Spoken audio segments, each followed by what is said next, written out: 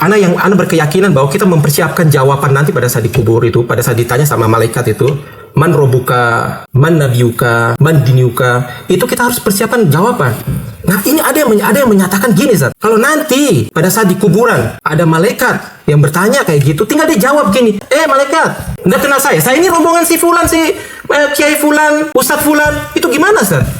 Kalau ada seorang dia sudah masuk di kuburan dan orang ini terkenal atau orang ini banyak diziarahi, itu malaikat itu tidak mungkin bertanya, Ustaz, ke dia karena orang rame yang menziarahi dia, Ustaz. Bismillahirrahmanirrahim. Assalamualaikum, Ustaz. Waalaikumsalam warahmatullahi wabarakatuh. Ustaz, ini Ana mau bertanya ke antum, ini masalah akidah, Ustaz. Antum pertanyaannya kayaknya iya, Ustaz. Ini agak berat ini, Ustaz. Bukan berat ini, masalah akidah ini, Ustaz. Gini, Ustaz. Jadi ada seorang menyatakan, Ustaz, kalau malaikat Munkar dan Nakir bertanya pada saat kuburan, begini. Selama ini Ana berkeyakinan. Tunggu ini Ana betul pusing ini kepala ini, Ustaz, dengan pernyataan ini. Ustaz, dengar dulu, Ustaz, nanti antum jawab, Ustaz. Jadi Ana berkeyakinan bahwa kita mempersiapkan jawaban nanti pada saat dikubur itu, pada saat ditanya sama malaikat itu, man robuka, man nabiyuka, man diniuka, itu kita harus persiapkan jawaban. Nah, ini ada yang menyatakan gini, Ustaz. Kalau nanti pada saat di kuburan ada malaikat yang bertanya kayak gitu, tinggal dia jawab gini, masa nggak kenal sama Ustadz Fulan, Kiai Fulan? Dia jawaban gitu sama malaikat, malaikat, nggak kenal saya ini rombongan si Fulan, si Kiai Fulan, Ustadz Fulan, itu gimana, Ustaz? Kayaknya nggak pas dan ini menyinggung akidah ini, Ustaz. Coba, Ustaz, antum ini supaya antum sabar dulu. Iya, ya, sabar ya, Ustaz. Insyaallah, Ustaz. Akidah itu harus diyakini dengan keyakinan yang benar berdasarkan Al-Qur'an dan Sunnah.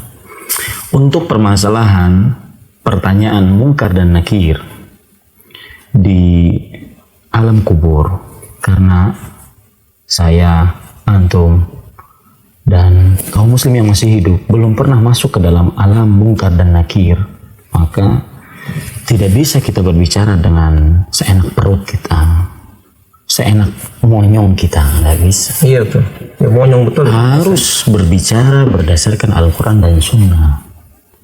Karena para ulama mengatakan bahwa seseorang bisa berbicara tentang hal gaib itu ketika dia melihat sesuatu tersebut. Ternyata kita pun belum pernah masuk ke dalam kubur. Lihat ya. Alam kubur. Berarti kita tidak bisa membicarakan itu. Yang kedua, atau yang semisal dengannya. Yang semisal dengan alam kubur tersebut.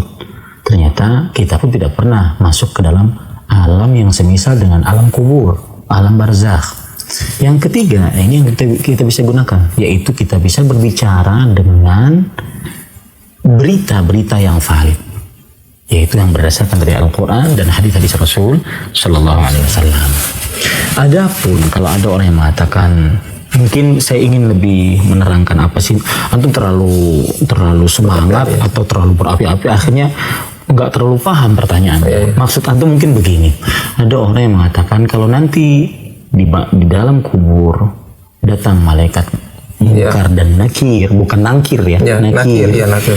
Maka kemudian malaikat Munkar dan Nakir bertanya, man robuk, man nabiyuk, wa ma dinuk, sebagaimana yang disebutkan dalam hadis Rasul Sallallahu Alaihi Wasallam, di antaranya yang diriwayatkan oleh Imam Abu Dawud dari Al-Bara bin Azib radhiyallahu an, Rasulullah Sallallahu Alaihi Wasallam bersabda, fayatihi malakan syadidanil intihar, fayantahiranihi wa yajlisani, fayaqulani lah, man rabbuk, man dinuk, wa man nabiyuk. Maka datanglah kepada mayat tersebut dua malaikat yang sangar, kemudian yang tegas. Kedua-duanya menundukkan si mayat tersebut dan kedua-duanya bertanya, siapa Rabbmu, siapa Nabimu, dan apa agamamu.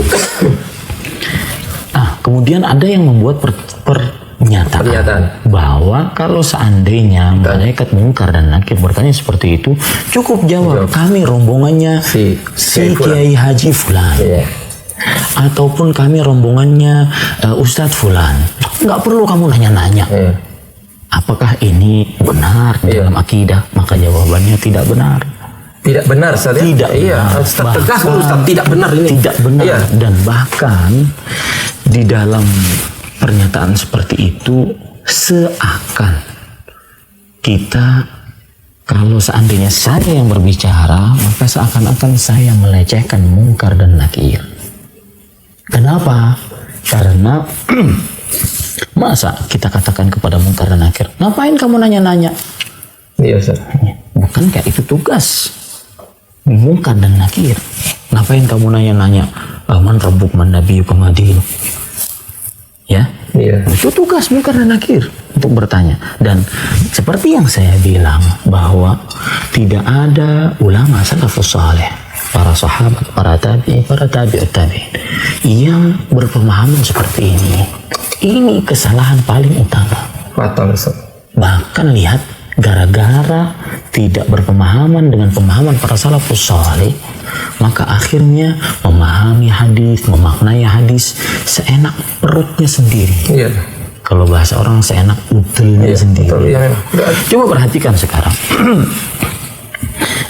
Bukankah hadis tersebut menyebutkan bahwasanya malaikat akan bertanya kepada orang yang dikubur? Maka kita harus percaya seperti itu. Dan begitulah para sahabat Nabi mempercayainya. Kemudian tidak kita olok-olokkan, atau kita tidak jadikan mainan-mainan bahwasanya sudah kamu nanya-nanya, wahai malaikat mungkar dan nakir, kamu nanya-nanya tentang man robuk madinuk wa madiyuka wa madinuk. Kamu nggak tahu Kiai Haji Sifulan. Iya. Saya ini rombongannya gitu loh. Nah, ini nggak ada di dalam hadis Rasul. Makanya saya bilang tadi di awal tadi bahwasanya ini masalah gaib. Tidak boleh kita berbicara kecuali berdasarkan Al-Quran dan hadis Rasul Shallallahu Alaihi Wasallam. Ustaz, ada yang kedua lagi Ustaz ini. Ya, pernyataan juga yang sama Ustaz. Hanya saya mau tahu ini gimana hukumnya Ustaz. Pernyataan kedua, dia mengatakan bahwa kalau ada seorang, dia sudah masuk di kuburan dan orang ini terkenal atau orang ini banyak diziarahi, itu malaikat itu tidak mungkin bertanya Ustaz ke dia karena orang rame yang menziarahi dia Ustaz. Iya. Jadi malaikat ini ngantri berdasarkan hadis yang berdasarkan hadis yang malaikat dia bertanya pada saat orang-orang yang sudah pulang itu Ustaz. Orang-orang yang menguburnya sudah pulang. Sedangkan ini kan rame gitu loh. Dia rame banyak. Ataupun berdasarkan sebagian pernyataan bahwa ada yang saya pernah dengar bahwa kalau seandainya 7 kali langkah baru Iya, itu katanya. Iya, kayak gitu, iya. Begini. Iya, betul Ustaz, itu jawaban saya sama, bahwa hal alam gaib, alam kubur, alam barzakh yang saya dan antum belum pernah masuk ke dalamnya, maka kita hanya bisa bersandar kepada hadis yang sahih dan sebelumnya ayat-ayat Al-Quran. Kalau kita perhatikan hadis Rasul, misalkan dalam sebuah hadis riwayat Bukhari dari Anas bin Malik radhiyallahu anhu, Rasul sallallahu alaihi wasallam bersabda, "Innal 'abda idza wudi'a fi qabrihi wa tawalla anhu ashabuhu innahu la yasma'u qar'a ni'alahum idzan sarafu atahu malakan fayuqidanihi." Artinya, sesungguhnya seorang hamba jika diletakkan di dalam kuburnya dan sahabat-sahabat orang-orang yang mengantar jenazahnya itu pulang, maka sesungguhnya mayat tadi benar-benar mendengar langkah-langkah suara sendal mereka. Idzan sarafu, kalau ini orang-orang sudah pulang, maka datanglah 2 malaikat. Adapun pernyataan 7 langkah tadi baru datang 2 malaikat, ini perlu diteliti kembali. Hadisnya ada atau tidak? Dan sepengetahuan saya tidak ada. Tapi saya seorang yang terbatas ilmunya loh ya. Sepengetahuan saya tidak ada. Makanya seperti yang saya bilang tadi, hal gaib jangan pernah berbicara kecuali berdasarkan Al-Quran dan hadis. Itu satu. Nah, sedangkan dia para sahabatnya pulang. Kemudian datanglah 2 malaikat. Mungkin orang yang membuat pernyataan tersebut berdasarkan dalil ini, sehingga mengatakan bahwa kuburan si alim, kuburan si ustadz, si kiai haji ini Rame terus. karena rame terus, Iya. maka malaikat mungkar dan nakir ngantri. Bayangkan malaikat mungkar dan ngantri sampai hari ini belum bisa ditanya. Bisa ditanya. Iya, itu masalahnya Maka itu. yang pertama, seperti yang saya bilang, pernahkah para sahabat bertanya seperti itu? Lihat kuburan Nabi Muhammad SAW. Pernahkah ada yang mengatakan seperti itu? Lihat kuburan Abu Bakar As-Siddiq, Umar bin Khattab. Ya, apakah kemudian ada para sahabat berpendapat seperti itu? Kalau kuburan Nabi, mungkin Nabi Muhammad SAW tidak ditanya. Akan tetapi kuburan Abu Bakar dan Umar, apakah seperti itu? Oh, diziarahi setiap waktu dari mulai 14 sahabat yang lalu. Iya, nggak ada pernyataan satu pun. Adakah pernyataan para ulama salaf seperti itu? Nah, adakah ayat dan hadis yang menyatakan seperti itu? Nah, adapun yang disebutkan dalam hadis ini, jika mereka telah pulang, kemudian barulah datang dua malaikat, tidak menunjukkan bahwasanya malaikat mungkar dan nakir tidak bisa bertanya.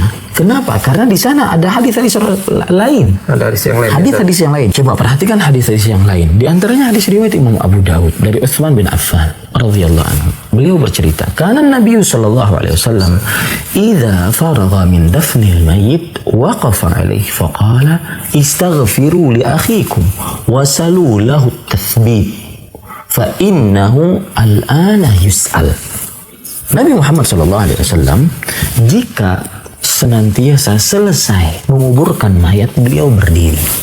Kemudian beliau berkata, mintakanlah ampun kepada Allah untuk mayat kalian ini. Dan mintalah kepada Allah untuknya penetapan hati dan lisan. Sesungguhnya dia sekarang ditanya. Iya. Sekarang ditanya. Lihat kata-kata fa'innahul an yus'al. Padahal Nabi Muhammad SAW pada waktu itu masih berada di kubur itu. Kemudian hadis yang lain riwayat Imam Abu Daud juga, istaghfiru li akhikum wasalu lahu bitathbit fa innahu al-ana yus'al. Kenapa antum nafasnya seperti itu?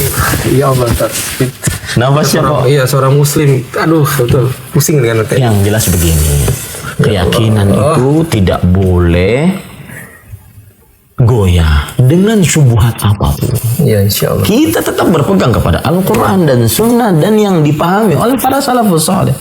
Syubhat apapun masuknya dari siapapun, entah dari profesor, doktor, ya, atau kiai haji sejuta umat, bukan urusan. Ini akidah. Akidah berdasarkan Al-Quran dan Sunnah. Loh, kok saya sekarang yang memang kalau masalah gini, Ustaz, terlalu ini, Ustaz. Ya Allah. Ana juga ya.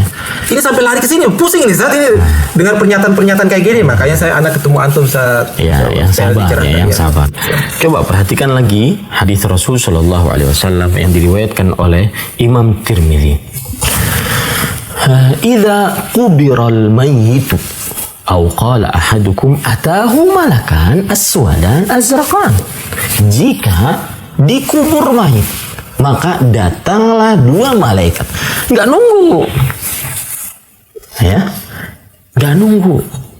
Datanglah dua malaikat yang kedua-duanya berwarna hitam kebiru-biruan. Yuqalu li ahadihima al-munkar walil akhari an-nakir. Fayaqulani ma kunta taqulu fi hadzal rajul. Yang satu disebut munkar, yang satu disebut nakir. Lalu kedua-duanya bertanya, apa pendapatmu tentang Nabi Muhammad SAW? Kembali ke permasalahan yang antum pertanyaan pertama tadi, bahwasanya bukan malah mayatnya yang bertanya kepada mungkar dan nakir, tetapi mungkar dan nakir yang bertanya kepada si mayat. Siapkanlah jawaban atas itu, terutama bagi yang membuat pernyataan itu. Anda tidak akan pernah bisa bertanya kepada malaikat mungkar dan nakir. Ngapain nanya-nanya? Nggak tahu kayak Haji si Fulan. Ngapain nanya-nanya? Kami rombongannya kayak Haji si Fulan. Nggak bisa. Yang bertanya saat itu mungkar dan nakir, bukan Anda. Ya Allah. Dan itu sudah berbeda alam lagi ya. Anda jawab, Anda pada saat itu hanya bisa menjawab. Ya, gitu ya. Paham ya? Paham. Mudah-mudahan akidahnya tetap. Ya, insyaallah. Selalu berdoa, ya muqallibal qulub, tsabbit qalbi ala dinik. Ya, insyaallah. Jazakallahu khair. Barakallahu fiik.